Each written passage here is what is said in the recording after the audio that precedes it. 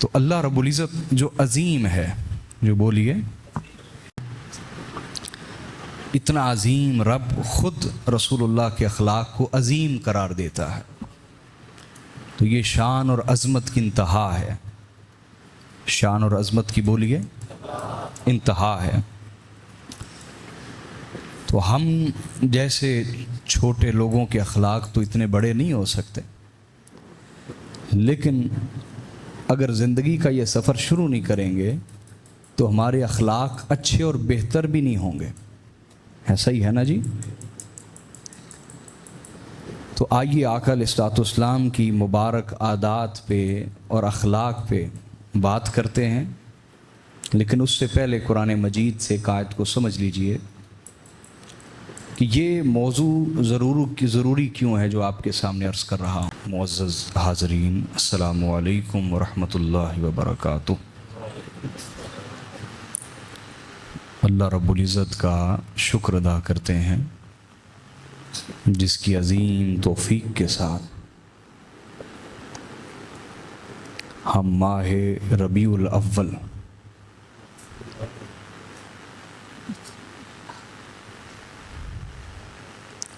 پہلی بہار کے اس پہلے جمعہ میں اللہ کے گھر میں حاضر ہیں. اللہ تعالی ہمیں زندگی میں بار بار یہ خوشیوں والا، رحمتوں والا مہینہ دیکھنا نصیب فرمائے. ہمارا سیرت رسول صلی اللہ علیہ وآلہ وسلم پہ تو ایک سلسلہ جاری ہی ہے، لیکن میں انتظار کر رہا تھا کافی مہینوں سے کہ ربیع الاول شریف آئے تو ہم حضور علیہ الصلوۃ والسلام کے اخلاق اور آپ کی عادات پہ کچھ گفتگو کریں، تاکہ اللہ تعالیٰ اس گفتگو کے وسیلے سے ہمارے اخلاق بھی اچھے فرما دیں اور ہماری عادتیں بھی اچھی فرما دیں. ظاہری سی بات ہے کہ انسان جس کی گفتگو کرتا رہتا ہے اسی سے محبت کرنے لگ جاتا ہے، یا یوں بھی سمجھیے کہ جس سے محبت کرتا ہے اسی کی گفتگو کرتا رہتا ہے. یہ تو مسند احمد بن حنبل کی حدیث بھی ہے. آواز بڑی کریں بیٹا. آقا علیہ الصلوۃ والسلام نے ارشاد فرمایا جس سے محبت ہو جائے تو بندہ کثرت کے ساتھ اسی کا ذکر کرتا رہتا.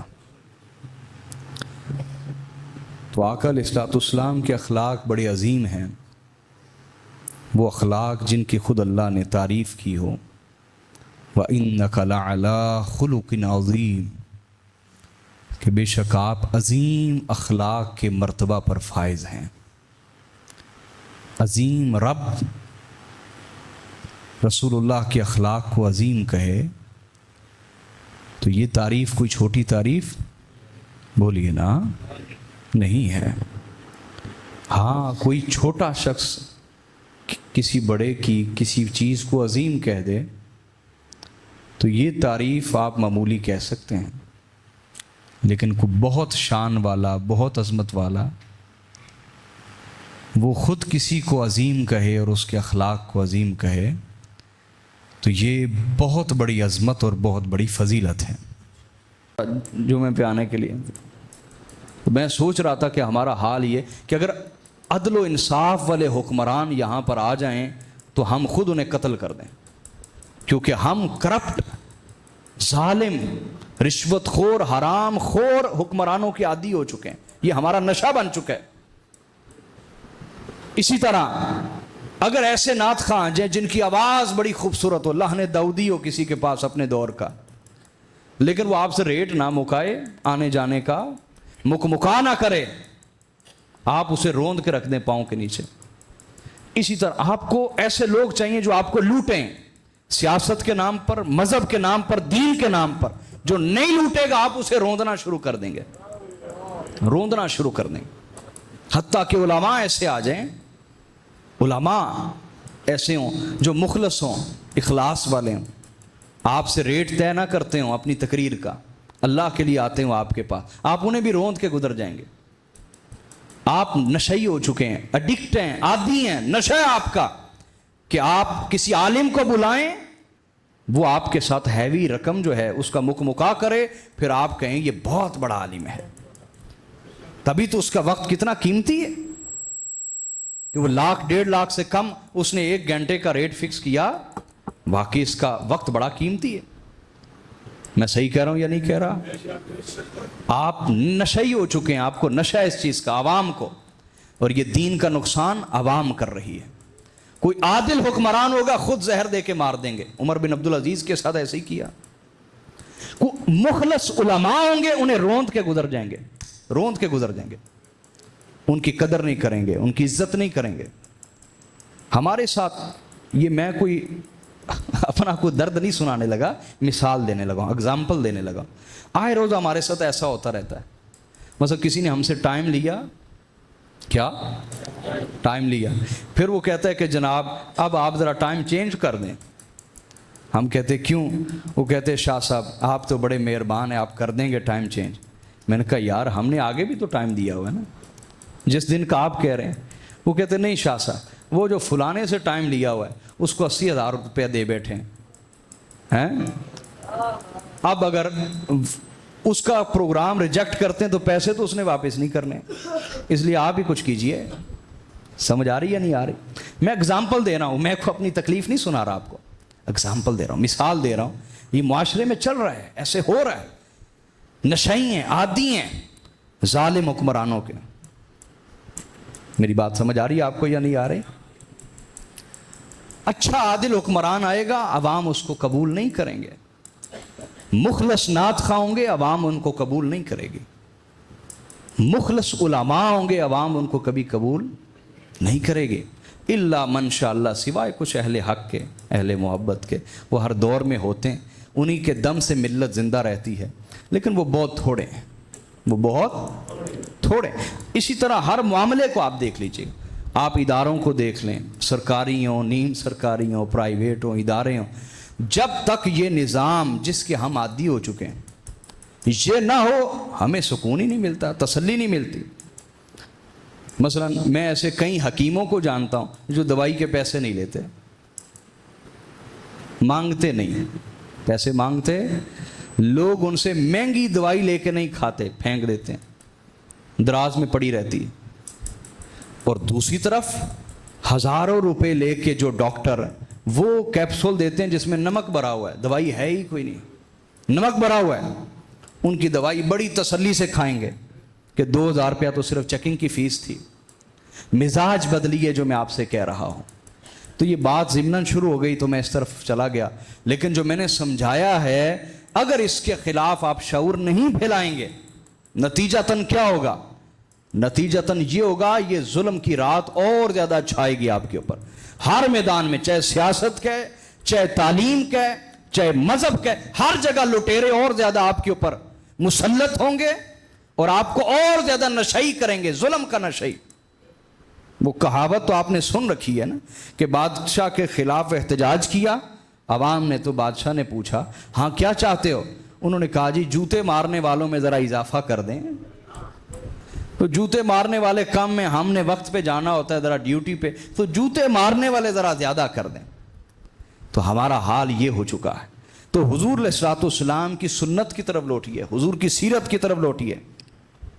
تو آقا علیہ الصلوۃ والسلام کی جو سنت ہے، جو اس کی تعلیم دے اس پہ چلیں، نہ کہ دھوکے باز، فریبی لوگ، فراڈی قسم کے لوگ نیکیاں ایجاد کر کر کے آپ کے سامنے نئے نئے نسخے پیش کریں، آپ کہیں یہ بالکل ٹھیک آدمی، یہ تو کوئی اضافی نیک آدمی، یہ کوئی بلا چیز ہے کیونکہ یہ اضافی نیک ہے، ایکسٹرا نیک آدمی۔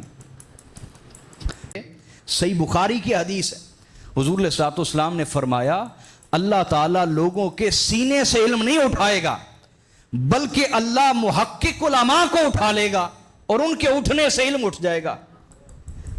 پھر اہل علم بہت تھوڑے رہ جائیں گے اور اہل جہالت بہت زیادہ ہو جائیں گے۔ تو لوگ جاہلوں کو منبر پہ بٹھائیں گے اور وہ جہالت برے فتوے دیں گے، خود بھی گمراہ ہوں گے، لوگوں کو بھی گمراہ کریں گے اور لوگ اس پر داد دیں گے۔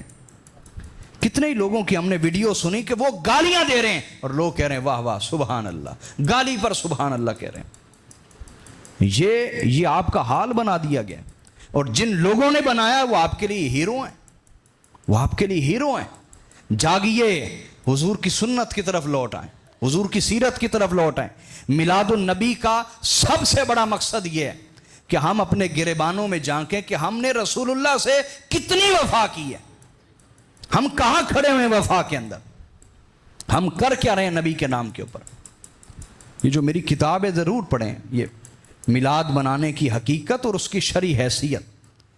اس میں نے پازیٹیو چیزیں بھی بیان کی ہیں کہ میلاد میں یہ اچھی چیزیں ہیں اور ان کا ثبوت ہے قرآن سے اور حدیث سے۔ اور میلاد کے نام پر جو خرافات شروع ہو چکی ہیں علماء میں، نعت خانوں میں، نقیب حضرات میں، عوام میں، وہ بھی میں نے بیان کی اور اس کا رد کیا ہے۔ یہ ضرور پڑھیے کتاب، بلکہ پڑھائیے، اس کو پڑھائیے، یہ آپ کے کام آئے گی یہ تحریر۔ تو آئیے ہم موضوع پہ لوٹ آتے ہیں۔ اللہ کے اولیاء اور افاع میں سے ایسے بھی تھے، انہوں نے زندگی بھر خربوزہ نہیں کھایا۔ کیا؟ ان سے پوچھا گیا کہ آپ نے کبھی خربوزہ کیوں نہیں کھایا؟ کہا کہ میں نے بہت ساری حدیث کی کتب پڑھی ہیں، لیکن مجھے آج تک یہ نہیں ملا کہ آقا علیہ الصلوۃ والسلام نے خربوزہ کس انداز سے کھایا۔ تو چونکہ حضور علیہ الصلوۃ والسلام کے خربوزہ کھانے کا طریقہ مجھے معلوم نہیں ہو سکا، تو میرے پاس وہ خوراکیں اور وہ پھل جب موجود ہیں جن کے بارے میں مجھے علم ہے کہ حضور نے انہیں کیسے کھایا ہے، تو میں ان کو ترجیح دوں گا، نہ کہ خربوزوں کو ترجیح دوں گا۔ یہ بات اب سمجھے کہ نہیں؟ یہ عجیب محبت ہے۔ تو آئیے ہم بھی جانتے ہیں کہ ہمارے آقا کی عادات کیسی تھی، ہیبٹس، ہابیز کیا تھی، مشاغل کیا تھے، عادتیں کیسی تھیں۔ حضرت مولا علی المرتضیٰ حدیث کو بیان کرتے ہیں، کون بولیے؟ اور حدیث کو امام ترمذی، ابن ابی شیبہ، بیہقی سمیت کئی محدثین نے بیان کیا ہے۔ نعرہ تکبیر، نعرہ رسالت، نعرہ تحقیق، نعرہ حیدری، حیدری، حیدری۔ مولا علی المرتضیٰ بیان کرتے ہیں رسول اللہ کی عادات کیسی تھی۔ کہتے ہیں اجود الناس صدرا، کہا رسول اللہ تمام لوگوں سے بڑھ کر سینے اور دل کے سخی تھے، تمام لوگوں سے بڑھ کر دل کے سخی تھے، اور اتنے سخی تھے، صحیح مسلم میں روایت ہے، سبحان اللہ، کہ ایک شخص آیا، اس نے کہا یا رسول اللہ مجھے اتنی بکریاں عطا فرمائیں کہ پوری وادی اس سے بھر جائے، پوری وادی اس سے۔ تو حضور علیہ الصلوۃ والسلام نے اسے اتنی ہی بکریاں عطا فرما دی۔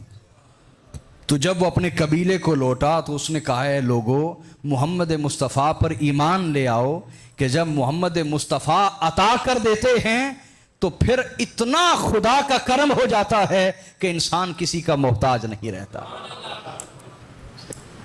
اور صحیح مسلم میں یہ ہے کہ آقا علیہ الصلوۃ والسلام کی جو سخاوت تھی وہ تیز آندھی سے بھی زیادہ، تیز آندھی سے بھی زیادہ آقا علیہ الصلوۃ والسلام کی سخاوت تیز تھی اور وسعت والی تھی، اور حضور کی سخاوت سب تک پہنچتی تھی۔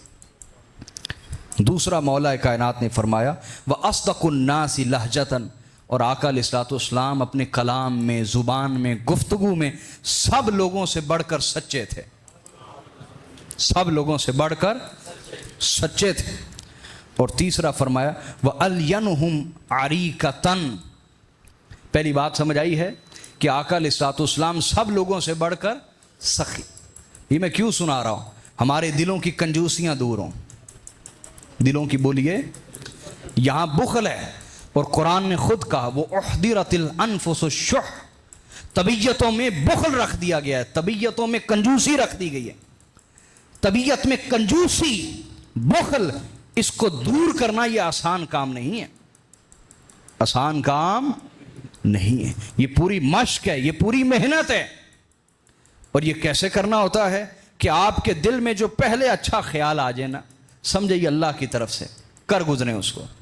دوسرا ہمیشہ شیطان کی طرف سے مشورہ آئے گا جو آپ کو کہے گا تھوڑا ہی کر لو، تھوڑا بھی چل جائے گا، سمجھ رہے ہیں نا؟ جیسے میں نے امام جعفر صادق علیہ السلام کا واقعہ سنایا آپ کو پچھلے جمعے پہ، یاد ہے آپ کو کہ آپ نے قیمتی جبہ سلایا زیب تن کرنے کے لیے، تو غسل فرما رہے تھے، نہا رہے تھے، اتنے میں ایک شخص آیا، سائل، اس نے کہا اے اہل بیت رسول میرے پاس لباس نہیں، مجھے لباس عطا فرمائیں۔ تو امام جعفر صادق علیہ السلام نہا رہے ہیں، غسل فرما رہے ہیں، دوران غسل اپنے خادم کو بلایا اور کہا یہ میرا نیا جبہ لے جاؤ اور جا کے سائل کو دے دو۔ اس نے کہا کہ حضور آپ خود آ کے باہر دیں گے تو وہ اس کو شرف سمجھے گا، تو آپ نے نہاتے ہوئے ڈانٹا اسے، کہا جو کہہ رہا ہوں عمل کرو۔ وہ لے گیا، اس نے دے دیا۔ جب آپ باہر تشریف لائے پرانے ہی کپڑے پہن کے باہر آ گئے تو اس نے عرض کی میرے آقا آپ خود اسے دیتے تو اس کے لیے بہت بڑا شرف ہوتا۔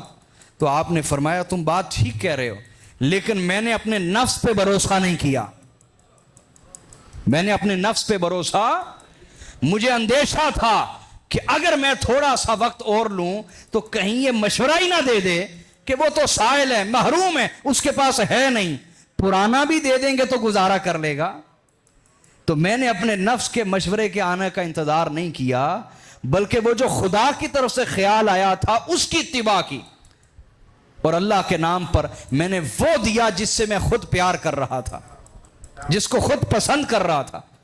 تو نیا اپنا جبہ اٹھا کے دے دیا اس کو۔ یہ ہے سخاوت۔ کیا ہم اللہ کی راہ میں جب کچھ عطا کرنے لگیں، خیرات کرنے لگیں، تو پہلے ہمیں اچھا ہی خیال آتا ہے، اس کے بعد نفس کی طرف سے مشورہ آ جاتا ہے کہ نہیں تھوڑا ہی کر لیتے ہیں، اس سے بھی چل جائے گا۔ آتا ہے یا نہیں آتا؟ بولیے تو صحیح نا۔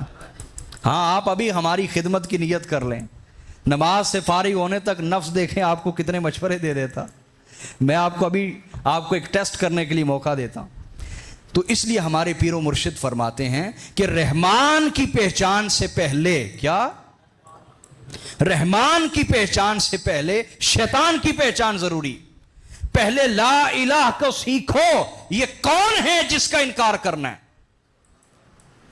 اگر تمہیں باطل کا علم ہی نہیں تو تم لوگوں سے زیادہ مبتلا باطل ہو جاؤ گے۔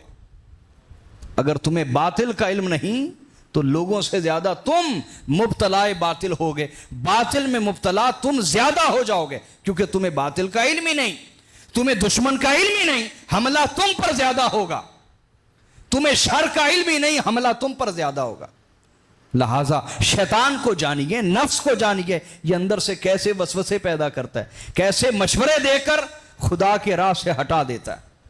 اور اللہ تعالیٰ نے خود فرمایا الشیطان یعدکم الفقر، جب بھی تم اللہ کی راہ میں کچھ بانٹنے لگو گے اسی وقت شیطان تمہیں ڈرانے لگ جائے گا، تم غریب ہو جاؤ گے، محتاج ہو جاؤ گے، پیسے کم ہو جائیں گے۔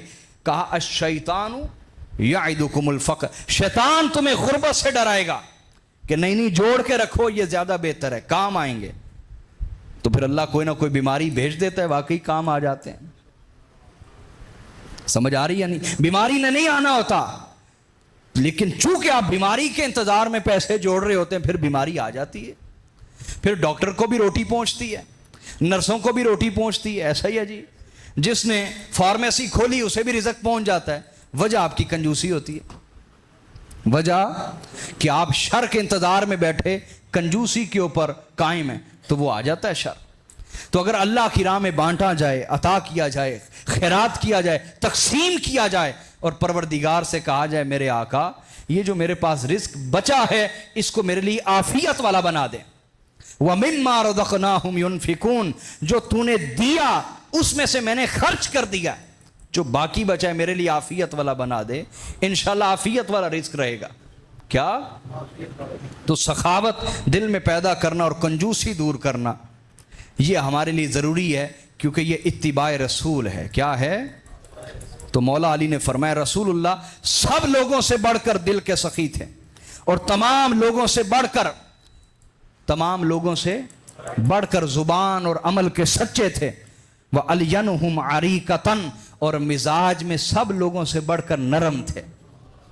مزاج میں ہاں ہمیشہ اپنے ذاتی حقوق کے معاملے میں میرے آقا نرم رہتے۔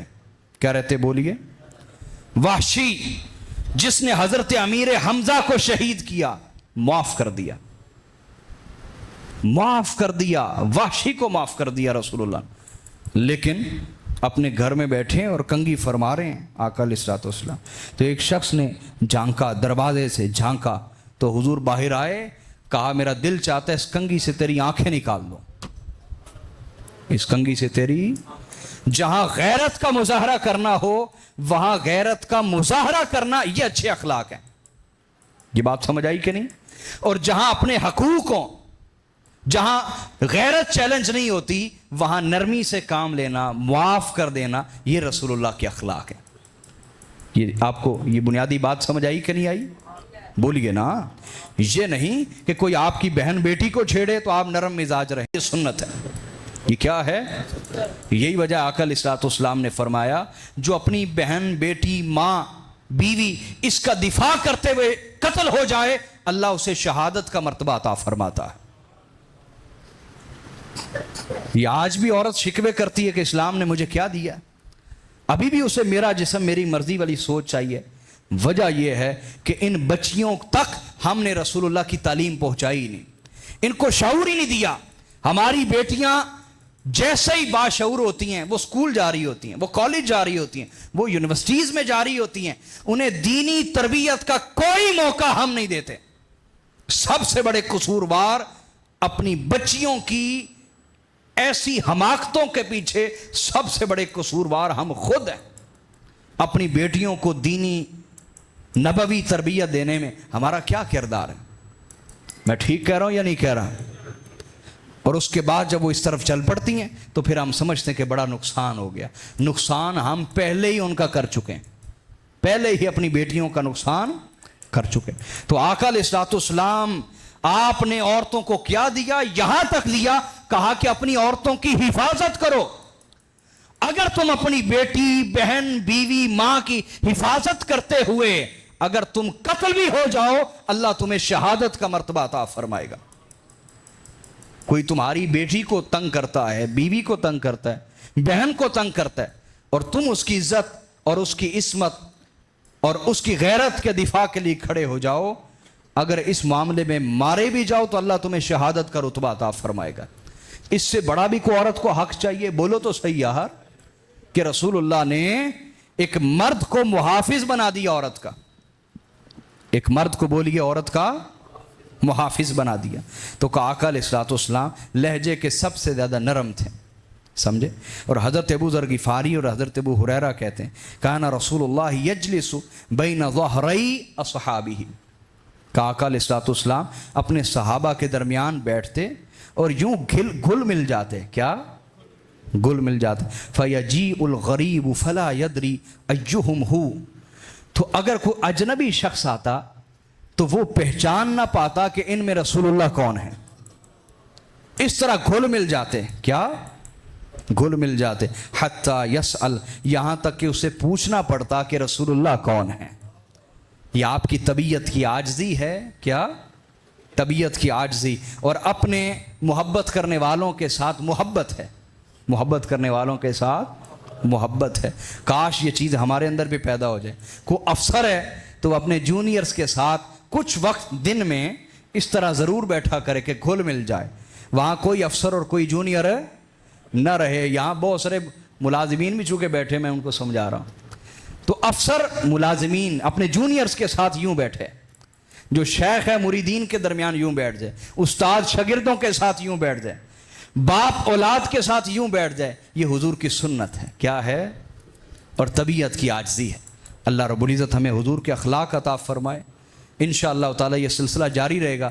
رسول اللہ کے اخلاق اور عادات انشاءاللہ یہ پورا مہینہ ہم بیان کریں گے. اللہ ہماری حاضری قبول فرمائے. والسلام علیکم.